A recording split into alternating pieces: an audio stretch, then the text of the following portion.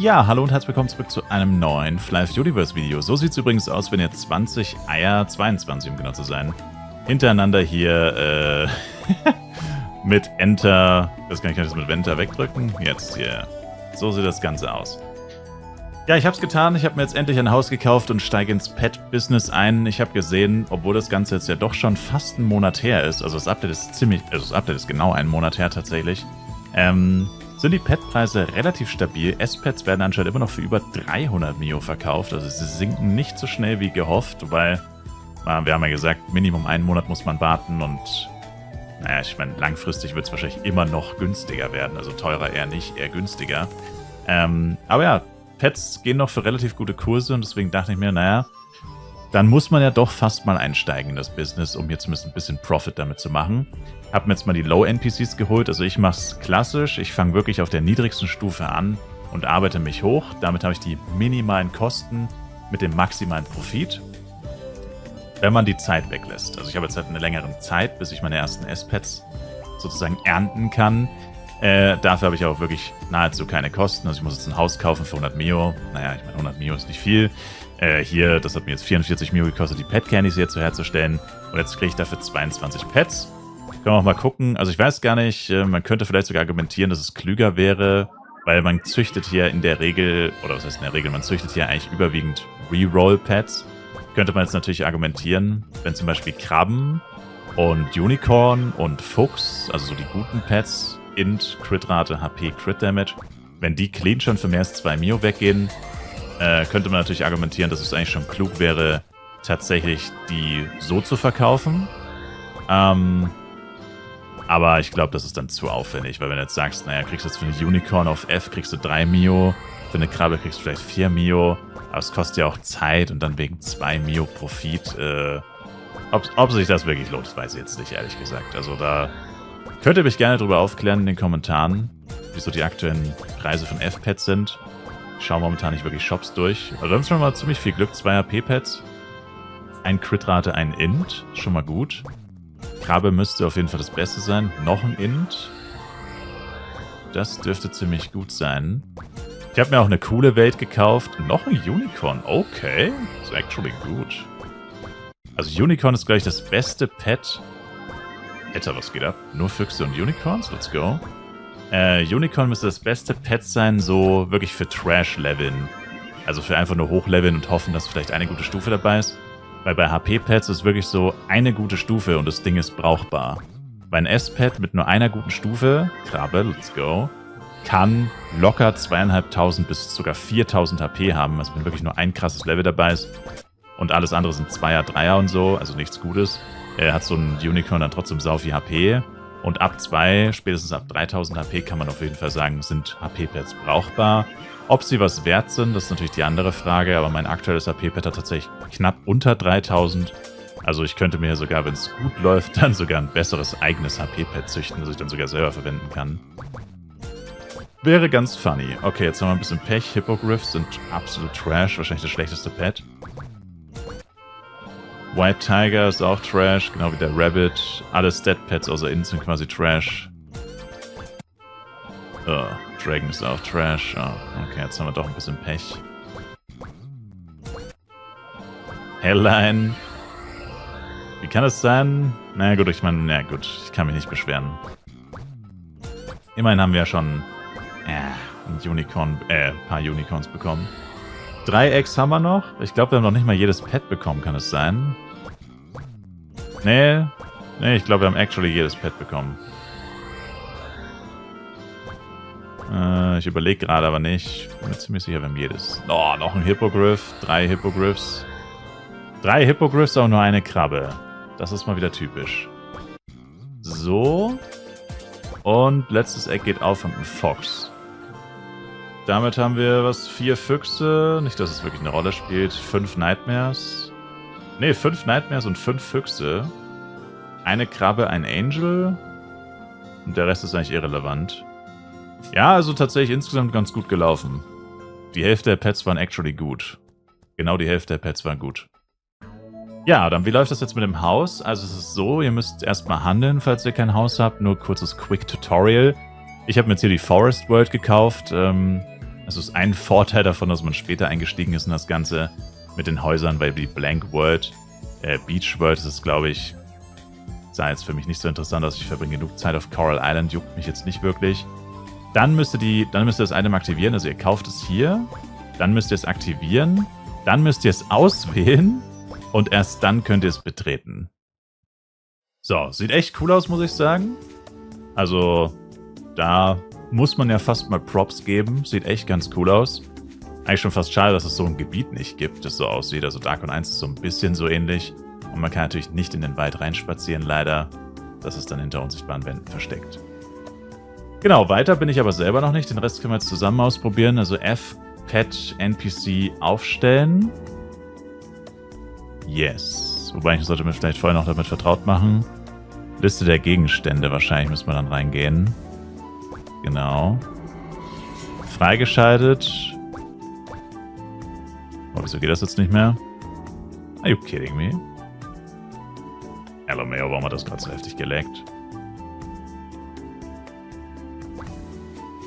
What?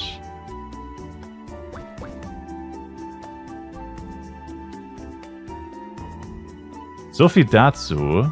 Ach, man muss ihn erst auswählen. Okay, nevermind. Aber das hat gerade echt übelst gelaggt. Okay. Und das ist das, was mich auch so ein bisschen irgendwie nervt, weil theoretisch wären das jetzt 36 F-Pads. Aber dadurch, dass der jetzt verfällt in 360 Stunden, ein F-Pad zu einem E-Pad dauert 10 Stunden, ist es so, dass ich quasi theoretisch 36 Pads machen kann. Aber das würde bedeuten, dass ich auf die Sekunde genau das Pad raushole und wieder reintue, was literally nicht möglich ist. Es ist nicht menschenmöglich, das zu machen. Was bedeutet, ja, dass es nur 35 und 35, irgendwas Pads werden, wenn ich halbwegs perfekt agiere. Genau. Platzieren wir den mal. Okay. Da steht die Zeit sogar über ihm. Oh no, meint bearbeiten. Pet Training. Oh no. No. Ah, man muss es so machen, oder was?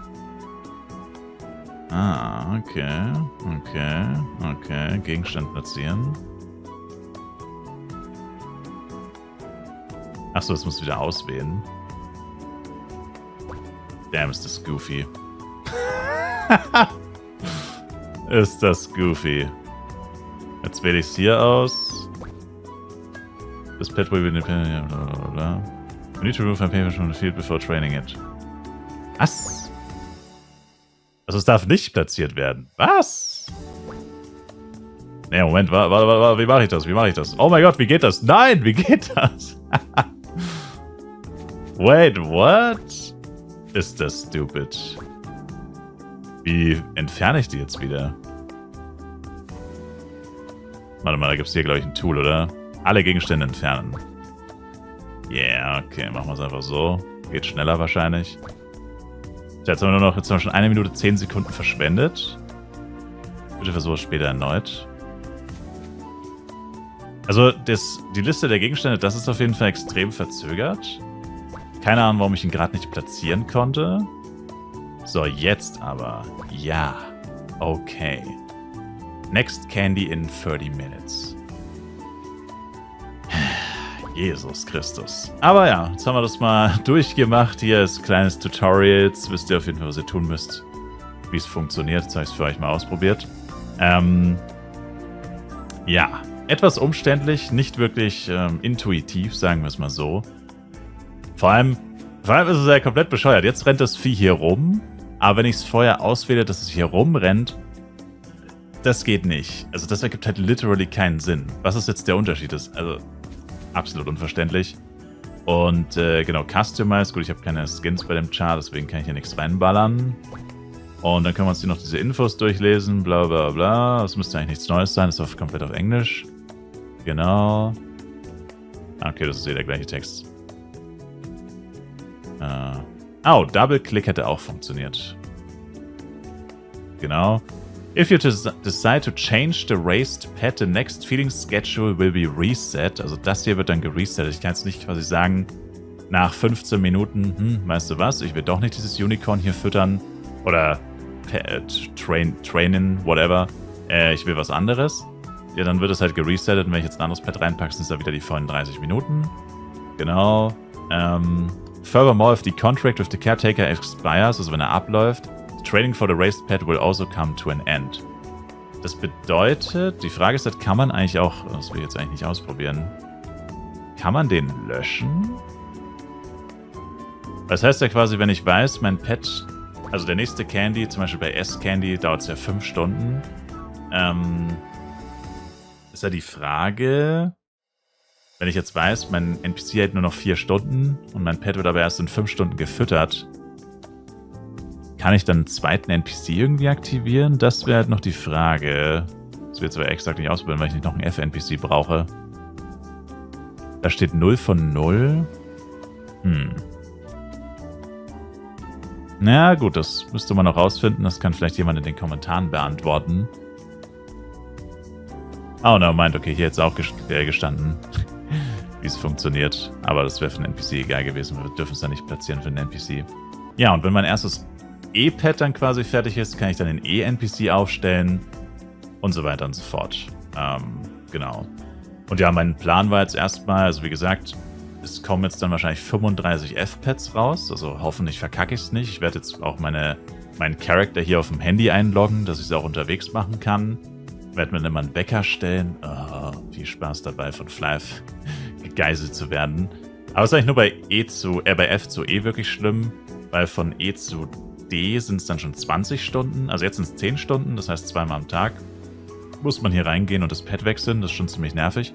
Aber bei E zu D sind es schon 20 Stunden. Und ja, später dann bei S musst du gar nichts mehr machen. Da packst du das Ding rein, dann musst du 10 Tage warten. Also es ist relativ entspannt, sag ich mal, ab einer gewissen Stufe. Die ersten Pads werden ätzend, aber ich will es, wie gesagt, mal von vorne bis hinten durchprobieren, um mir davon ein Bild zu machen. Und ja, genau. Das war eigentlich so erstmal alles, was es dazu zu wissen gibt, würde ich sagen. Man kann natürlich mehrere Pet-NPCs aufstellen von verschiedenen Stufen, also nicht die gleiche Stufe, sondern verschiedene Stufen. Und mehrere Pads reinpacken. Also ich kann jetzt hier natürlich ein E-Pad, ein F-Pad und so weiter reinpacken. Ich kann jetzt die Slots freischalten. Da wäre vielleicht noch ganz interessant, das weiß ich jetzt auswendig nicht, wie viel kostet das, so ein Pet-Slot. Ah ja, hier, 500 F-Coin kostet das. Using this scroll will increase your maximum character house pet inventory slots by 1. Das heißt, 12 Slots müssen das sein, genau. Das wären 6000 F-Coin. Das macht natürlich keinen Sinn, weil 6000 F-Coin sind auf Borodeng aktuell ja knapp 1 Milliarde oder auf jeden Fall etliche 100 Millionen.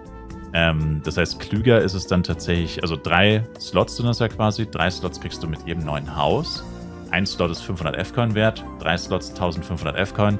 1500 F-Coin sind weit mehr als 100 Millionen Penya, also es ist klüger, sich einfach ein zweites Haus zu kaufen und dann so weiter. Also man sollte wirklich mit diesen 3 Slots arbeiten. Es ist zwar nervig und vor allem ist es dadurch auch limitiert, wie viele NPCs du aufstellen kannst.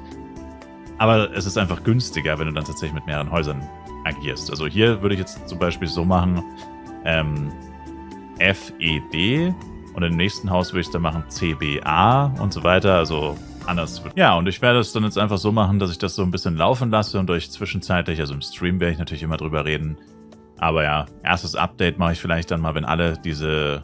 Also das sind jetzt nur 22 Pets, ich brauche natürlich noch mehr, aber ich wollte jetzt nur so ein kurzes Egg-Opening machen und dann... Eigentlich mögen mir diese Pets jetzt nur das Inventar zu, also eigentlich das ist sogar ziemlich nervig. Weil ich die auch nicht wirklich irgendwo unterbringen kann, weil ich brauche die ja mehrmals am Tag wieder. Also die groß wegzulagern macht auch keinen Sinn, da muss ich die ganze Zeit hin und her traden. Genau, aber ich werde euch dann auf jeden Fall auf dem Laufenden halten, wie es so läuft und so und ob ich mich dann auch zwischenzeitlich dazu entscheide, noch mehr Häuser zu auszupacken. Also jetzt aktuell macht es tatsächlich keinen Sinn und da kauft gerade auch jemand meine Eier. Und das ist auch echt geil, weil man droppt wirklich viele Eier beim Leveln und man macht damit gut Kohle. Es ist zweimal unterschiedlich, je nachdem. Also wenn ich viele Eier habe, mache ich sie günstiger. Wenn ich wenige Eier habe, mache ich es teurer und so weiter. Kommt halt immer drauf an. Aber damit kann man jetzt auch tatsächlich Kohle verdienen. Ich weiß noch, wie die Leute früher mal gesagt haben, was, du hebst Eier auf? Bist du dumm? Das ist so eine Verschwendung und so. Und jetzt sind die Eier mindestens so viel wert wie die NPC-Items. Also 20 Eier sind jetzt auch 4-5 Millionen Penya, je nachdem. Und das lohnt sich. Es lohnt sich. Also irgendwie ist es alles so ein bisschen frischer Wind in den langweiligen Alltag so ein bisschen reingebracht. Also ich hoffe, das nächste Update also der nächste Teil des Updates, besser gesagt, wird uns ähnlich frischen Wind reinbringen. Weil dann gibt es letztendlich auch mal wieder verschiedene, mit diesen neuen Jobs gibt es dann auch wirklich mal wieder verschiedene und im neuen Dungeon Wege, die man gehen kann. Weil momentan ist es, oder bis zu Battle-for-Material war es wirklich extrem eingeschränkt. Leveln, Wilds, beziehungsweise Cursed Dungeons oder Gigen. Das war eigentlich alles, was man machen konnte. Das war wirklich alles. Alles andere, was es sonst noch gibt, ist ja irgendwie nicht so relevant gewesen. Und mit dem neuen Update, oder mit dem ersten Teil des Updates haben wir jetzt Petzucht, wobei das jetzt nicht wirklich etwas ist, was man aktiv macht, das ist eher etwas, was man passiv macht, aber es ist trotzdem etwas, womit man sich ein bisschen beschäftigen kann, was halt einfach eine neue Art des Einkommens, eine neue Art des Farmens fast schon darstellt. Und dann hast du noch den neuen Dungeon, wie gesagt, der wird wahrscheinlich das Gigen so ein bisschen ablösen. Und dann hast du noch diese neuen Berufe. Und dann haben wir plötzlich Gigen, theoretisch, falls es nicht irrelevant wird, den neuen Dungeon-Boss. Gut, den wird man nicht permanent farmen können, aber mit mehreren Charakteren kannst du ihn trotzdem öfter am Tag machen, so ähnlich wie Red Meteor wahrscheinlich. Also, vermute ich.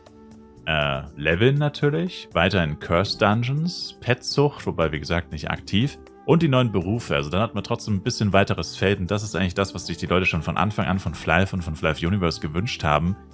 Dass man einfach die Wahl hat zwischen verschiedenen Dingen und man nicht pauschal sagen kann, naja, das lohnt sich alles überhaupt nicht, sondern es kommt drauf an und so und es ist nicht mehr dieses schwarz-weiße, das lohnt sich überhaupt nicht, solltest du nicht machen, das ist Zeitverschwendung und nur das lohnt sich, sondern jetzt ist es so ein bisschen hoffentlich dann aufgeteilter und alles lohnt sich so ein bisschen. Und vor allem, wenn sich die Spieler halt auch verschieden entscheiden, kann es ja doch mal sein, dass sich das eine ein bisschen mehr lohnt, das andere ein bisschen weniger, von Woche zu Woche, je nachdem, wie viele Leute es halt aktiv farmen oder grinden oder whatever.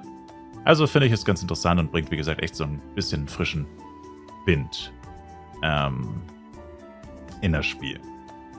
Ja, für jetzt auf jeden Fall war es das. So Mini-Housing-Pet-NPC-Tutorial, damit ihr es einfach mal gesehen habt, weil ich habe das bis jetzt auch noch kein einziges Mal gesehen. Wie denn auch? Und mich hat es auch einfach die ganze Zeit schon interessiert, wie das jetzt wirklich abläuft. Und jetzt haben wir es mal gesehen. Das hier ist, by the way, mein Innenhaus. Also das ist der Innenraum sozusagen. Ja, das sieht ein bisschen wack aus, not gonna lie. Natürlich fehlen die Möbel, keine Frage, aber das ist jetzt wirklich nicht so interessant. Also sehr, sehr 2D-mäßig.